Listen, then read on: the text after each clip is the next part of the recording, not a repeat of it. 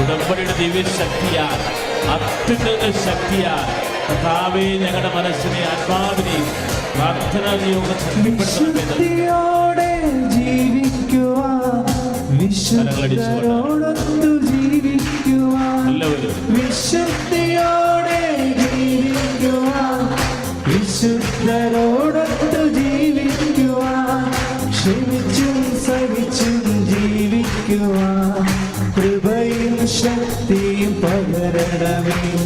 ക്ഷമിച്ചും സഹിച്ചും ജീവിക്കുവാൻ കൃപയും ശക്തിയും പകരണമേ.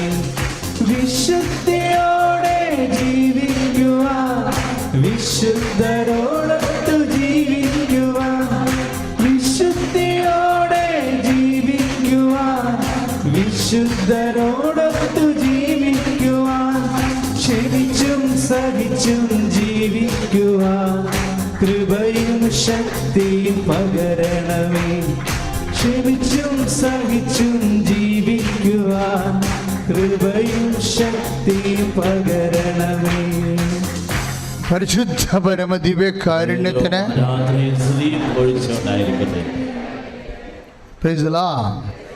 ഇപ്പം നമ്മുടെ അനുഭവങ്ങൾ ആനുപാതികമായിട്ട് വളരണതിന് എന്താണൊരു അടിസ്ഥാന മാർഗം?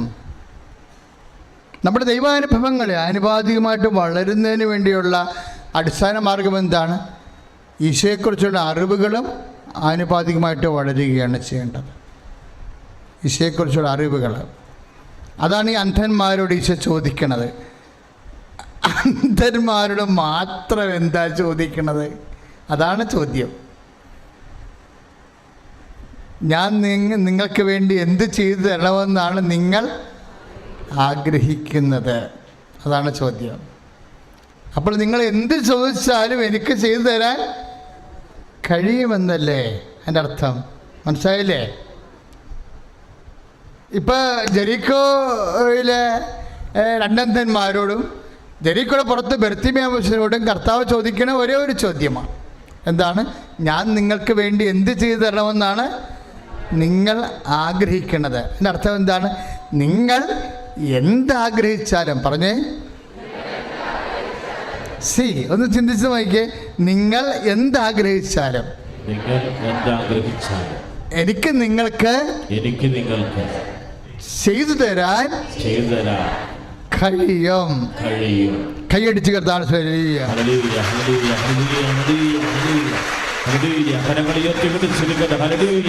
കർത്താവായ ദൈവമേ, ഞങ്ങളെ സ്തുതിച്ച് പ്രാർത്ഥിക്കുന്ന കർത്താവേ, ഉടമ്പടിയിൽ ഞങ്ങൾ ചോദിച്ചിട്ടുള്ള എല്ലാ കാര്യങ്ങളുടെ മേലും ദൈവത്തിന്റെ ശക്തി അഭിഷേകം ചെയ്യണമേ എന്ന് പ്രാർത്ഥിക്കുന്നു. Hallelujah, hallelujah, hallelujah, hallelujah. യേശുവേ, യേശുവേ, യേശുവേ. അപ്പോൾ മത്തായി ശ്ലീഹായുടെ സുവിശേഷം 20-ാം അധ്യായം 32-ാം വാക്യം മറന്നു പോകരുത്. രണ്ടന്ധരോട് കർത്താവ് ചോദിക്കുന്നതാണ്. അതുപോലെ തന്നെ മർക്കോസ് 10-ാം അധ്യായം 51-ാം വാക്യവും മറന്നു പോകരുത്. രണ്ടും ഒറ്റ ചോദ്യമാണ്. രണ്ടും അന്ധരോട് ചോദിക്കുന്നതാണ്. എന്താണ്? ഞാൻ നിങ്ങൾക്ക് എന്ത് ചെയ്തു തരണമെന്നാണ് നിങ്ങൾ ആഗ്രഹിക്കുന്നത്? അപ്പം അതിൻ്റെ അർത്ഥം എന്താണ്? നിങ്ങൾ എന്താഗ്രഹിച്ചാലും എനിക്ക് നിങ്ങൾക്ക് ചെയ്തു തരാൻ കഴിയും. എനിക്ക് ഇന്നത്തെ സാക്ഷ്യങ്ങളിൽ ഭയങ്കര വലിയ സാക്ഷ്യങ്ങൾ നടന്ന ദിവസമാണെന്ന്, എങ്കിലും എൻ്റെ ഹൃദയത്തെ തൊട്ട ഒരു സാക്ഷ്യം അല്ല.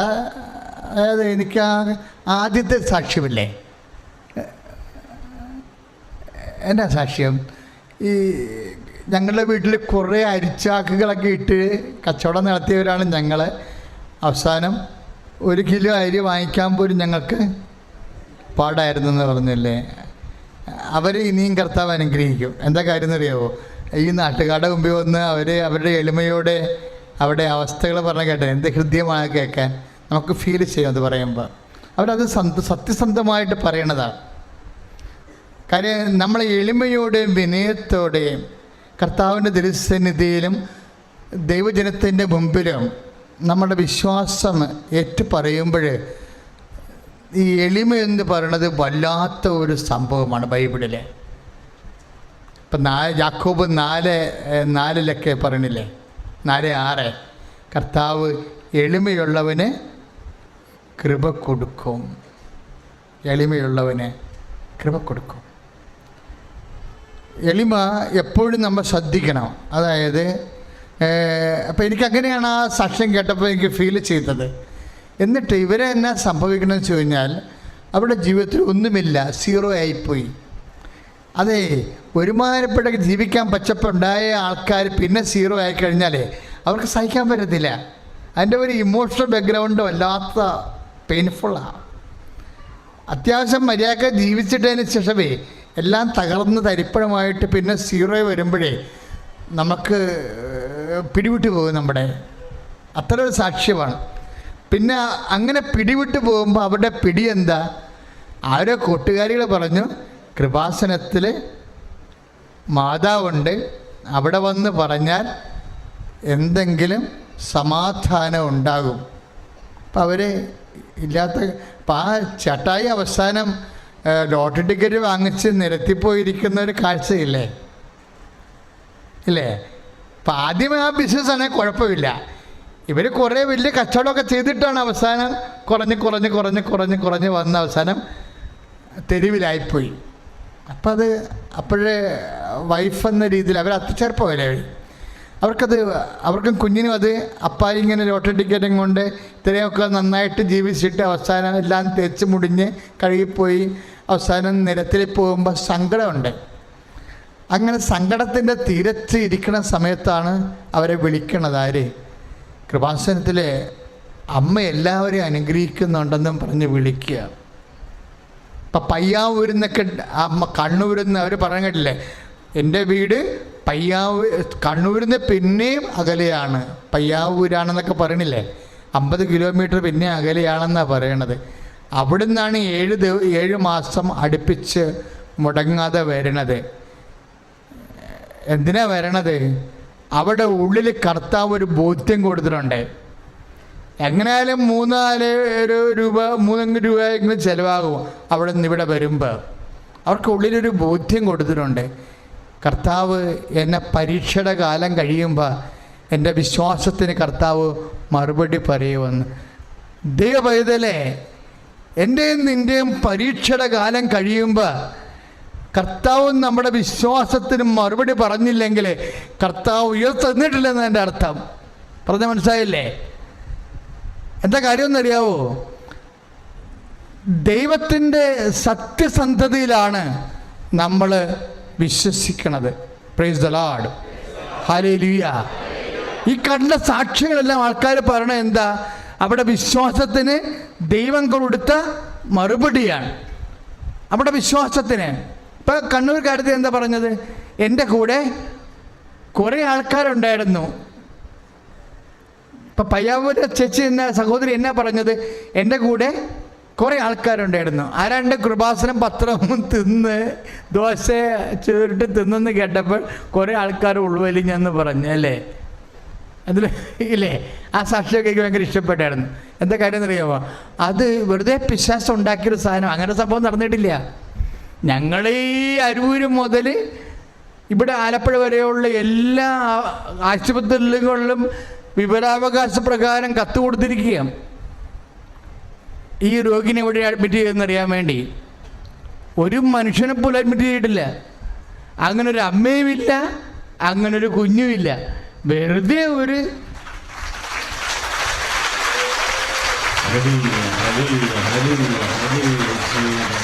അപ്പോൾ ചിലർ പറഞ്ഞ് ഇത്തരം അസംബന്ധം പറഞ്ഞ് പരത്തിയിൽ കേസ് കൊടുക്കാൻ പറഞ്ഞു.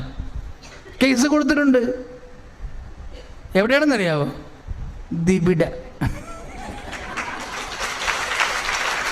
അത് പറയേണ്ട പാട്ടി പറഞ്ഞിട്ടുണ്ട്. ഞാൻ പറഞ്ഞു, ഇതൊന്നും മാനുഷ്യമായി കൈകാര്യം ചെയ്യുന്ന വിഷയമല്ല. പിശാച് മനുഷ്യരുടെ രക്ഷയെ അട്ടിമറിക്കുമ്പോൾ അതിൽ കൊണ്ടുപോയി വല്ല പോലീസുകാർക്കും പരാതി കൊടുത്ത് എന്നാ കാണിക്കാനാ? പിശാച് ആത്മരക്ഷ അട്ടിമറിക്കുകയല്ലേ? അട്ടിമറിക്കുമ്പോൾ പിശാചിൻ്റെ തല തകർത്താവുള്ള അടുത്താണ് നമ്മൾ പരാതി പറയണത്. അത് കൃപാസനം പറഞ്ഞിട്ടുണ്ട്.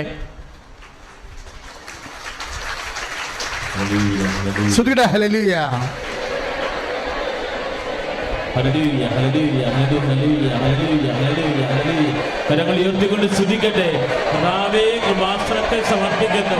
കൃപാസനത്തിൽ വന്നു പോകുന്നവരെ സമർപ്പിക്കുന്നു. കൃപാസന ശുശ്രൂഷകളെ സമർപ്പിക്കുന്നു. എല്ലാ നേർച്ച വസ്തുക്കളെയും സമർപ്പിക്കുന്നു. ഉടമ്പടി പ്രാർത്ഥനയെ സമർപ്പിക്കുന്നു. ദൈവത്തിന്റെ ശക്തി അഭിഷേകമാകട്ടെ എന്ന് പ്രാർത്ഥിക്കുന്നു. Hallelujah hallelujah hallelujah hallelujah hallelujah hallelujah hallelujah. കരങ്ങൾ വീശി ആവേ ആവേ ആവേ മരിയ ആവേ ആവേ ആവേ മരിയ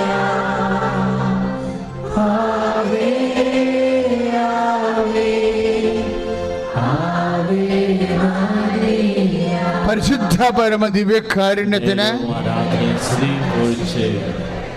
പരിശുദ്ധ പരമ ദിവ്യകാരുണ്യത്തിന് അപ്പോൾ 2.5 മാസം ഏപ്രിൽ മാസം ചെയ്ത ഉടമ്പടിയാണത്. 2.5 മാസം കാത്തിരുന്നപ്പോൾ ജൂലൈ മാസം വരെ കാത്തിരുന്നു. അപ്പോഴെന്നാ ചെയ്തത്? ഒരു ചേട്ടായി ഒരു കട കൊടുക്കാമെന്ന് പറഞ്ഞു. അതന്നെ സാക്ഷി അല്ലേ? അവർ കച്ചവടം അറിയാവുന്ന കൊണ്ട് ഒരു ചേട്ടായി കട കൊടുക്കാമെന്ന് പറഞ്ഞു. 7,000 രൂപയുടെ വാടക കട 2,500 രൂപ കൊടുക്കാമെന്ന് പറഞ്ഞു. കട എടുത്തപ്പോൾ എന്നാ പറ്റിയിരിക്കണത്? കടയിൽ സാധനങ്ങൾ വാങ്ങിച്ചു വെക്കാൻ കാശില്ല. പിന്നെ എന്താ ചെയ്യണത്? വന്ന് ഉടമ്പടി പുതുക്കും. പിന്നെ ചെയ്ത പരിപാടി എന്താണ്? ഉടമ്പടി പുതുക്കും. പുതുക്കിയിട്ട് അമ്മയോട് പറയും, അമ്മേ കട കിട്ടിയതിന് നന്ദി പറയണം, പക്ഷേ കാലണ അതിൻ്റെ സാധനം വാങ്ങിച്ചു വെക്കാനില്ല എന്ന് പറയും. ഉടമ്പടി പുതുക്കി ചെല്ലുമ്പോൾ ആദ്യം ഫോൺ വിളിച്ച ആൾ തന്നെ പറയും, നിങ്ങൾക്ക് എത്ര രൂപ വേണമെന്ന് ചോദിക്കും. എത്ര രൂപ വേണമെന്ന് ചോദിക്കും. ദാറ്റ് മീൻസ് എന്താണ്? അമ്മയുടെ കയ്യിൽ ഇതെല്ലാം ഉണ്ട്. നിങ്ങൾ കൂട്ടുകാരതാണ് തന്നത്, അളിയനാണ് തന്നത്, അയൽവാസിയാണ് തന്നത് എന്നൊന്നും പറയണ്ട. ഇതെല്ലാം അമ്മ നിങ്ങൾക്ക് കൈ കിട്ടാൻ പറ്റുന്ന രീതിയിൽ ഓരോരുത്തർ കൊടുത്ത് വെച്ചേക്കണതാണ്. അവരെ നിങ്ങൾ വിളിക്കാൻ പറയുമ്പോൾ നിങ്ങൾ വിളിക്കുന്നു. നിങ്ങളത് മുന്നോട്ട് കൊണ്ടുപോകാൻ അമ്മ ഉദ്ദേശിക്കുന്നുണ്ടെങ്കിൽ അത് നിങ്ങൾക്ക് തരപ്പെടുത്തി തരും. അപ്പോൾ എപ്പോഴും നിങ്ങൾ വിചാരിക്കേണ്ടത് എന്താണെന്ന് വെച്ചാൽ അവിടെയിലുണ്ട് ഇവിടെ കയ്യിലുണ്ടെന്ന് തിരിക്കരുത്. അമ്മയുടെ കയ്യിലുണ്ട്. ഞാൻ ഉടമ്പടി ചെയ്തിരിക്കുന്നത് അമ്മയുടെ മധ്യസ്ഥത്തിലാണ്. അമ്മ അത് ഏൽപ്പിക്കേണ്ടവർ ഏൽപ്പിച്ചിട്ടുണ്ട്. അവരെ നമ്മൾ വിളിക്കാൻ നമ്മളോട് ആത്മാവ് പറയുമ്പോൾ നമ്മൾ വിളിക്കും. നമ്മൾക്ക് അവർ നമ്മളെ സഹായിക്കും. Praise the Lord. ഹല്ലേലൂയ. അപ്പോൾ അച്ചിട്ട വിശ്വാസത്തിൽ തന്നെ പോകണം. അച്ചിട്ട വിശ്വാസത്തിൽ ജാഗ്രതയോടെ, വിശ്വാസം ജാഗ്രതയോടെ. അതാണ് ഒരു ടീച്ചർ സാക്ഷ്യം പറഞ്ഞില്ലേ, ലൂസിയ ടീച്ചർ സാക്ഷ്യം പറഞ്ഞ എന്താ? എൻ്റെ പേപ്പർ നോക്കിക്കൊണ്ടിരിക്കണമെന്ന് ആരും എന്നെ 3 മണിക്ക് വിളിച്ചെഴുന്നേപ്പിച്ചെന്ന് ഞാൻ കരഞ്ഞെഴുന്നേരുന്ന് പ്രാർത്ഥിച്ചെന്ന് പറഞ്ഞില്ലേ. നിൻ്റെ എഴുന്നേക്ക്, നിൻ്റെ പേപ്പർ നോക്കിക്കൊണ്ടിരിക്കുകയാണ്. എനിക്കത് കേട്ടപ്പോൾ ഉണ്ടല്ല, വല്ലാതെ ഒരു ആന്തരിക തരിപ്പാണ് തോന്നിയത്. കാര്യം ഞാനിങ്ങനെ കുറേ അനുഭവിച്ചിട്ടുള്ളതാണ്. ഈ ദൈവം എന്ന് പറഞ്ഞത് സൂപ്പറാ. നമ്മൾ ദൈവത്തെ തന്നെ ഒപ്പിച്ച് ജീവിക്കണമെന്നേ ഉള്ളു. രാത്രി വിളിച്ചെഴുന്നേൽപ്പിക്കണേ, എടി എഴുന്നേരുന്ന് പ്രാർത്ഥിക്കുക, നിൻ്റെ പേപ്പർ നോക്കണ സമയമാണെന്ന്. ഇതിൻ്റെ അപ്പുറത്തെ കാര്യങ്ങൾ ദൈവം ചെയ്യും. എൻ്റെ അപ്പുറത്തെ കാര്യങ്ങൾ ചെയ്യും. അതായത് എൻ്റെ മക്കളെ, ഈ ഉടമ്പടി വരുമ്പോൾ എപ്പോഴും നമ്മൾ ശ്രദ്ധിക്കണമെന്നറിയാമോ? ഇത് നിങ്ങളെ ദൈവമായിട്ട് ഇൻറ്റിമേറ്റ് ആക്കുകയാണ്. നിങ്ങൾ അതായത് ഫോർമാറ്റ് ഒന്ന് ഫോളോ ചെയ്താൽ മതി.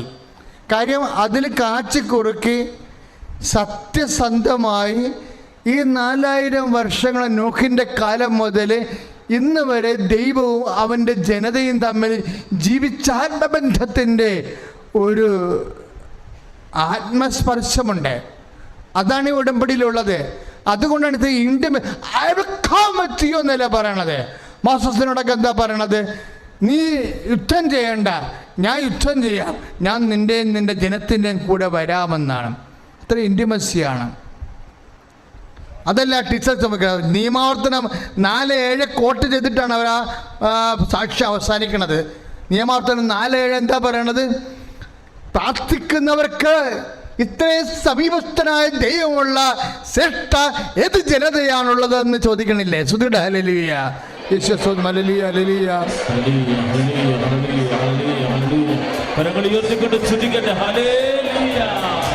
കർത്താവായ ദൈവമേ, ദൈവത്തെ ആശ്രയിക്കുന്നവർക്ക്, അവിടുത്തെ പദ്ധതിയിൽ വിധിക്കപ്പെട്ടവർക്ക് സമസ്തവും നന്മയായി പരിണമിക്കുന്ന ദൈവം അടുത്തുള്ള ശ്രേഷ്ഠ ജനതയാണല്ലോ ഞങ്ങളുടെ എല്ലാ നിയോഗങ്ങളും സമർപ്പിക്കുന്നു. എൻ്റെ അമ്മ മാതാവിനും തിരുവുമാനും 1000 നന്ദി. എനിക്ക് കിട്ടിയ അനുഗ്രഹങ്ങൾക്കെല്ലാം 1000 നന്ദി ഞാൻ അമ്മയോട് പറയുന്നു. എനിക്ക് 32 വർഷമായിട്ട് മൈഗ്രീൻ്റെ പ്രോബ്ലം ഉണ്ടായിരുന്നു. അത് പല ട്രീറ്റ്മെൻറ്റുകളിലും നടത്തി, പക്ഷേ അത് മാറിയില്ല. ഇവിടെ വന്ന് ആദ്യമായിട്ട് ഞാൻ ഉടമ്പടി എടുത്തു. അന്നേരം എനിക്ക് ഭയങ്കര വേദനയായിരുന്നു. ഇവിടുന്ന് പോകുമ്പം തല പൊട്ടിത്തെറിക്കുന്ന വേദനയായിരുന്നു. അവിടെ ചെന്ന് മാതാവിൻ്റെ എൻ്റെ അമ്മയുടെ തൈലം തലയിൽ പ്രാർത്ഥിച്ച് ഞാൻ പുരട്ടി. അതങ്ങ് മാറി. പക്ഷെ ഞാനത് അത്രയും തോന്നാക്കില്ല. പിന്നെയും വരുമെന്ന് ചോദിച്ചു. പക്ഷേ ഇവിടുന്ന് ഞാൻ മുംബൈയിലാണ്. എൻ്റെ പേര് പ്രസന്ന നായർ. ഞാൻ മുംബൈയിലാണ്. മുംബൈയിൽ നിന്ന് വരുവാണ്. ചെയ്തു. ഞാൻ അവിടെ തിരിച്ച് ഞാൻ മുംബൈയിലേക്ക് പോയി. മുംബൈ ചെന്നു. 2 ആഴ്ച കഴിഞ്ഞപ്പോൾ ഹസ്ബൻഡ് ചോദിച്ചു, നിൻ്റെ മൈഗ്രീൻ്റെ മരുന്ന് കഴിഞ്ഞോ എന്ന് ചോദിച്ചു. അപ്പോഴാണ് ഞാൻ ഒഴിക്കുന്നത്. ഇപ്പം 2-3 ആഴ്ചയുണ്ട്, ആ വേദന എനിക്ക് വരുന്നില്ലല്ലോ എന്ന്. അപ്പം ഞാൻ പറഞ്ഞു, ചേട്ടാ ഇപ്പം ആ വേദന വരുന്നില്ല, മരുന്ന് ഞാൻ കഴിക്കാറുമില്ല എന്ന് പറഞ്ഞു. അപ്പം ചേട്ടൻ പറഞ്ഞു, മരുന്ന് മേടിക്കാം. അപ്പം പറഞ്ഞു, വേണ്ട, നോക്കട്ടെ, അതെൻ്റെ അമ്മ മാതാവിൻ്റെ മൂലം അത് മാറിയെന്നാണെന്ന് എനിക്ക് തോന്നുന്നു പറഞ്ഞു. ഇന്ന് 1 വർഷമായി. മെയ് 17 ആകുമ്പോൾ 1 വർഷമായി. ആ വേദന ഇതുവരെ എനിക്ക് വരാറില്ല, ഇതുവരെ വന്നിട്ടുമില്ല അത്. പിന്നെ എനിക്ക് ഈ ബോണ്ടിലിസിൻ്റെ അസുഖം ഉണ്ടായിരുന്നു. അത് കൈ പൊക്കാനോ എടുക്കാനോ ഒരു പിച്ചാത്തി പോലും പിടിക്കാനുള്ള എനിക്ക് ഒക്കില്ലായിരുന്നു. എല്ലാം ചേട്ടൻ തന്നെയാണ് ചെയ്തു തരുന്നത്. മൊബൈലാണ്, ഞാനും കുട്ടികളും മാത്രമേ ഉള്ളൂ അവിടെ. ചേട്ടൻ തന്നെ ലാബിലെല്ലാം ചെയ്ത് വെച്ചിട്ട് പോവും. ആ വേദന ഭയങ്കര വേദന. അതും ട്രീറ്റ്മെൻറ്റ് ഒത്തിരി ചെയ്തു. ആയുർവേദം, ഹോമിയം, അലോപ്പതി എല്ലാം ചെയ്തു. പിന്നെ ഞാൻ തന്നെ അങ്ങ് മടുത്തു, വേണ്ടാന്ന് വെച്ചു.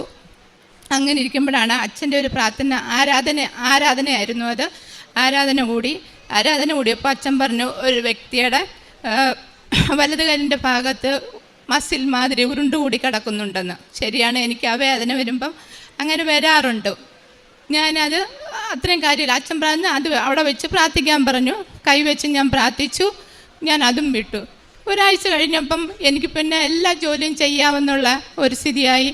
അപ്പം ഞാൻ വിചാരിച്ചു, അതന്ന് അച്ഛൻ പറഞ്ഞത് എന്നെ പറ്റിയായിരിക്കുമല്ലോ എന്ന് വിചാരിച്ച് ഞാൻ മാതാവിന് ഒരുപാട് നന്ദി പറഞ്ഞു. അത് അതേപോലെ മാറി. ഇപ്പം എനിക്ക് എല്ലാ ജോലിയും ചെയ്യാൻ പറ്റുന്നുണ്ട്. പിന്നെ എൻ്റെ മകൾ ബാംഗ്ലൂരിൽ പഠിക്കുന്ന അശ്വതി നായരാണ്. BSc nurse 3rd year. അവൾക്ക് കഴിഞ്ഞ സെപ്റ്റംബറിൽ ഒരു വലിയ ഇൻഫെക്ഷൻ ഉണ്ടായി. ഇൻഫെക്ഷൻ എന്ന് വെച്ചാൽ മുഖം ഒഴികെ ബാക്കി എല്ലായിടത്തും ഇൻഫെക്ഷനായിരുന്നു അവൾക്ക്. അങ്ങനെ അവൾ അവിടെ നിന്ന് വിളിച്ചു പറഞ്ഞു, അമ്മ എനിക്ക് ഇൻഫെക്ഷന്, അങ്ങനെ അമ്മ എനിക്ക് വയ്യ, പിന്നെ ദേഹം മൊത്തം ഇൻഫെക്ഷനായെന്ന് പറഞ്ഞു. അവളങ്ങനെ ഫോട്ടോ അയച്ചു തന്നു. ഫോട്ടോ അയച്ചപ്പോൾ ഞാൻ പറഞ്ഞു, അവിടെ ഡോക്ടറെ കാണിക്കുക എന്ന് പറഞ്ഞു. അങ്ങനെ അവിടെ ഡോക്ടറെ കാണിച്ചു. അപ്പോൾ ആ ഡോക്ടർ പറഞ്ഞു, ചിക്കനും മുട്ടയൊന്നും കഴിക്കണ്ട, അതുകൊണ്ടായിരിക്കുമെന്ന് പറഞ്ഞു. അങ്ങനെ അവിടുന്ന് 1 ആഴ്ചയുടെ ട്രീറ്റ്മെൻറ്റ് കൊടുത്തു. പിന്നെ അത് മാറുന്നില്ല. പിന്നെ അടുത്ത ഒരു ഡോക്ടറെ കാണിച്ചു. ആ ഡോക്ടറും അങ്ങനെ തന്നെ പറഞ്ഞു. ലാസ്റ്റ് അവൾക്ക് അവിടെ നിൽക്കാൻ വയ്യാണ്ടായി. അപ്പോൾ അമ്മയെ ഞാൻ വരട്ടെ, ക്ലാസ് ഉണ്ട്. അപ്പോൾ ഞാൻ പറഞ്ഞു, നമ്മൾ കയറിപ്പോരെന്ന് പറഞ്ഞു. അങ്ങനെ ടീച്ചർമാർ തന്നെ ഒരു കുട്ടിയെ കൂട്ടി വീട്ടിലയച്ചു. ആങ്ങളെ ചെന്ന് റെയിൽവേ സ്റ്റേഷനിൽ പോയി വിളിച്ചുകൊണ്ട് വന്ന് അവനിങ്ങോട്ട് വന്ന് പറഞ്ഞു, അമ്മേ ഞാൻ തന്നെ അറിഞ്ഞില്ല, ഇവിടുന്ന് പോയ കുട്ടിയല്ല തിരിച്ചു വന്നത്. അവൾ എങ്ങനെയാണെന്ന് പറയേണ്ടതെന്ന് എനിക്കറിയില്ല. എന്തോ ഒരു മാരക രോഗം മാതിരിയാണ് അവളെ കണ്ടപ്പോൾ. അപ്പം ആങ്ങളെ ചോദിച്ചു, അമ്മ ഇവിടെ കോലം എന്തുവാ, ഇവളെന്താ ഇങ്ങനെ എന്ന് പറഞ്ഞു. ഞാൻ കണ്ടപ്പോഴും എനിക്കറിയത്തില്ല, എൻ്റെ കുട്ടി ഇവിടുന്ന് പോയതുപോലല്ല എനിക്ക് തിരിച്ചു വന്നിരിക്കുന്നത്. ഞാൻ വലിയ കരഞ്ഞു. അപ്പം തന്നെ ഞാൻ പറഞ്ഞു, മോള് പോയി കുളിക്ക്.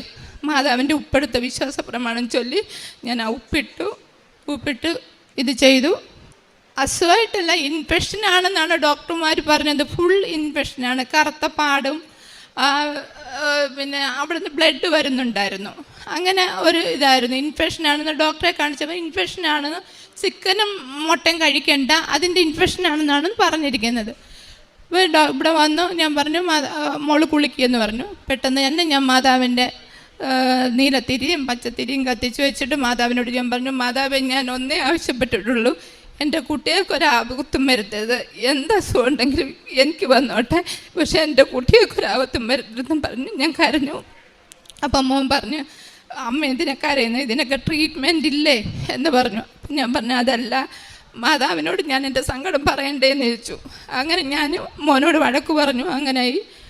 താഴെ ഒരു ഡോക്ടർ ഉണ്ടായിരുന്നു, ആ ഡോക്ടറെ കൊണ്ട് കാണിച്ചു. ഡോക്ടർ പറഞ്ഞു ഇത് ഇൻഫെക്ഷനാ, കുഴപ്പമില്ല, വെള്ളത്തിൻ്റെയോ ചിക്കൻ്റെയോ അങ്ങനെ എന്തെങ്കിലും കഴിച്ചതിൻ്റെ ആയിരിക്കും എന്ന് പറഞ്ഞു. പക്ഷേ എനിക്കങ്ങോട്ട് എന്തോന്നാകുന്നില്ല. കാണുമ്പോൾ ഒരമ്മമാർക്കും കാണാൻ പറ്റാത്ത ഒരു രീതിയാണ്. കുട്ടിയുടെ മുടി ഇത്രയും താഴെ വരെ ഉണ്ടായിരുന്നു. ഇപ്പം തലയിലും ഉണ്ട്, അത് തലയിൽ മൊത്തം ഫുള്ള് ഇതാണ്, ബ്ലഡും വെള്ളവും അങ്ങനെ വരുന്നതാണ്. ലാസ്റ്റ് അവിടെ ഡോക്ടറെ കാണിച്ചു. ആ ഡോക്ടറും ബോംബെയിലെ ഡോക്ടറും അങ്ങനെ പറഞ്ഞു ഇൻഫെക്ഷനാണ് എന്ന് പറഞ്ഞു. ലാസ്റ്റ് ഇവള് വീട്ടിൽ വന്നു. അപ്പോൾ ഇവളിങ്ങനെ ഗൂഗിളിൽ സെർച്ച് ചെയ്തപ്പം എന്തോ ഇതിൻ്റെയൊക്കെ പോകുന്ന വീട്ടിൽ പലരിലെന്തോ ഇതുണ്ടെന്ന് പറഞ്ഞ് അവരെ വിളിച്ചു. അവരെ വിളിച്ചപ്പം വീട്ടിൽ അവർ പറഞ്ഞു വരാൻ പറഞ്ഞു. അങ്ങനെ തല മൊത്തം നമുക്ക് എടുക്കാൻ പറ്റില്ല, മുടിയൊന്നും നമുക്ക് ഇത് ചെയ്യാൻ പറ്റില്ല. അതേമാതിരിയുള്ള എല്ലാം ടച്ച് ചെയ്തിരിക്കുന്ന മാതിരിയാണ്. മുടിയൊന്നും ചീപ്പ് തൊടാനേ പറ്റില്ല. തുടർന്ന് വന്നാൽ അത് പിഴുതു വരും, അവിടെ നിന്ന് ബ്ലഡ് വരും. അങ്ങനെ ആയിരുന്നു. ലാസ്റ്റ് അവിടെ കൊണ്ടുവന്നു. അവിടെ കൊണ്ടുവന്നപ്പോൾ അവർ പറഞ്ഞു, അവരിങ്ങനെ ഇത് ഫോട്ടോ എടുത്ത് അയക്കാൻ പറഞ്ഞു. ഫോട്ടോ അയച്ചു നോക്കാൻ പറഞ്ഞ് മുടി മൊത്തം മൊട്ടയടിക്കണമെന്ന് പറഞ്ഞു. ഇയാൾ അങ്ങോട്ട് കരച്ചിൽ തുടങ്ങി. ഒക്കില്ല എന്നും പറഞ്ഞു. ഞാൻ പറഞ്ഞു ഒക്കാതിരിക്കാനില്ല, ഇതിങ്ങനെ സംഭവിച്ചു പോയി, അങ്ങനെ ചെയ്താലേ ഒക്കത്തുള്ളൂ എന്നും പറഞ്ഞിട്ട് ഞാൻ ഇവിടുന്ന് വീട്ടിൽ നിന്ന് പോകുമ്പം മാതാവിൻ്റെ കാശ് രൂപ ഇവിടെ കൈ കൊടുത്തിട്ട് ഇവക്കെല്ലാവരെയും വിശ്വാസ പ്രമാണവും നന്മ പറഞ്ഞ എല്ലാം അവൾ ചൊല്ലും. കുഞ്ഞുനാളിൽ തൊട്ടേ ഞങ്ങൾക്ക് അതൊരു വിശ്വാസമാണ്, മാതാവിനെയും യേശുവിനെയും. അങ്ങനെ അതെല്ലാം ചെയ്തു. ഇപ്പം ഞാൻ പറഞ്ഞു മോളത് മുറുക്കെ പിടിച്ചോളൂ, മുറുക്കെ പിടിച്ചിട്ട് വിശ്വാസപ്രമാണം ചൊല്ലിക്കൊള്ളാൻ പറഞ്ഞു. ഇവളവിടെ ഇരുന്ന് വിശ്വാസപ്രമാണം ചൊല്ലി. എന്നിട്ട് അന്ന് മറാഠിയാണ് അവിടുത്തെ സ്ഥാപനം നടക്കുന്ന മാഡം. അവർക്ക് അന്ന് വ്യാഴാഴ്ച എന്തോ പ്രോബ്ലം ഉണ്ടായിരുന്നു. അവർ 12 മണിക്ക് വരാമെന്ന് പറഞ്ഞു, വന്നില്ല. 12:30 1 മണിയായി, 1:30 ആയപ്പോൾ അവർ വന്നു.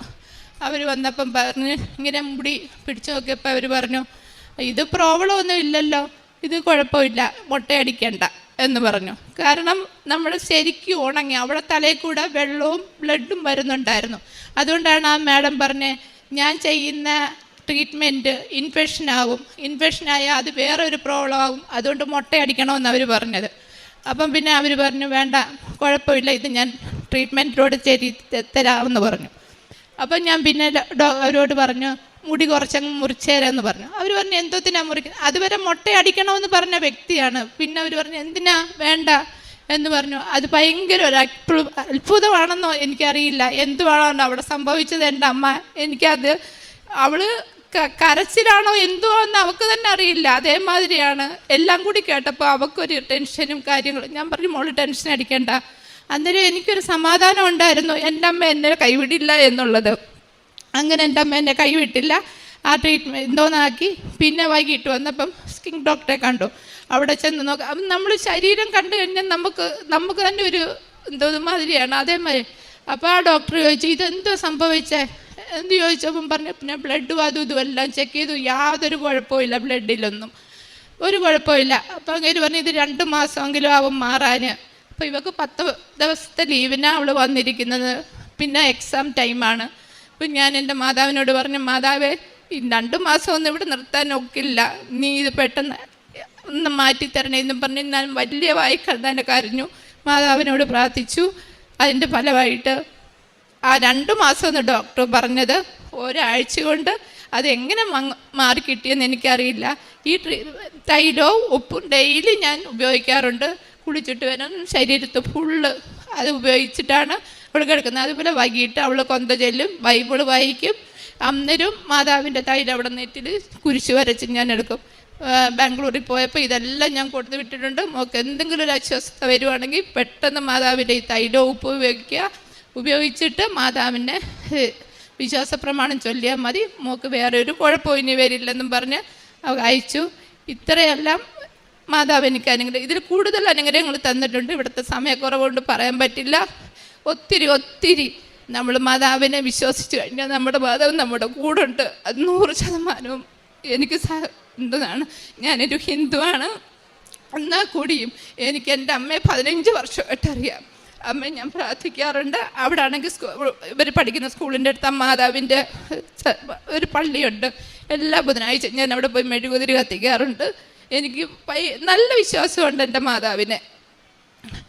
പിന്നെ ഞാൻ അനാഥാലയങ്ങളിൽ ഞാൻ വീട്ടിൽ തന്നെ വെച്ച് തന്നെയാണ് കൊണ്ടു കൊടുക്കുന്നത്. ആ കാര്യങ്ങൾ ഒക്കെ പിന്നെ പത്രം വിതരണം ചെയ്യാറുണ്ട്. ബുധനാഴ്ച നോയമ്പ് നോക്കാറുണ്ട്, ബൈബിൾ വായിക്കാറുണ്ട്, വിശ്വാസ പ്രമാണവും ജപമാലയും വായിക്കാറുണ്ട്. എല്ലാ ദിവസവും ഞാൻ മുടങ്ങാറില്ല. എവിടെ പോയാലും എനിക്ക് വിഷമമാണ്. അത് ആ സമയത്തിന് ഞാൻ ചെയ്തിരിക്കും. എങ്ങനെയൊക്കെ ആയാലും ഇത്ര അനുഗ്രഹങ്ങൾ എൻ്റെ അമ്മ എനിക്ക് തന്നിട്ടുണ്ട്. എൻ്റെ അമ്മ എനിക്ക് പൂർണ്ണമായിട്ട് വിശ്വാസമാണ്. എൻ്റെ കൂടെ എപ്പോഴും എൻ്റെ അമ്മയുണ്ട്. ഇപ്പോൾ ഇത് 3ാമത്തെ ഉടമ്പടിയാണ്. ഈ കഴിഞ്ഞ ഉടമ്പടിക്ക് വന്നപ്പം തലേന്ന് ഞാൻ പ്രാർത്ഥിച്ച അമ്മ എൻ്റെ കൂടെ ഉണ്ടെന്ന് എനിക്കറിയാം.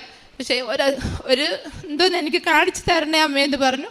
എനിക്കിവിടെ വന്നപ്പോൾ എൻ്റെ മാതാവിനെ പിടിക്കാൻ എനിക്കുള്ള അനുഗ്രഹം കിട്ടി. കഴിഞ്ഞ ഉടമ്പടിക്ക് ഞാൻ മാതാവിനെ എടുത്തു.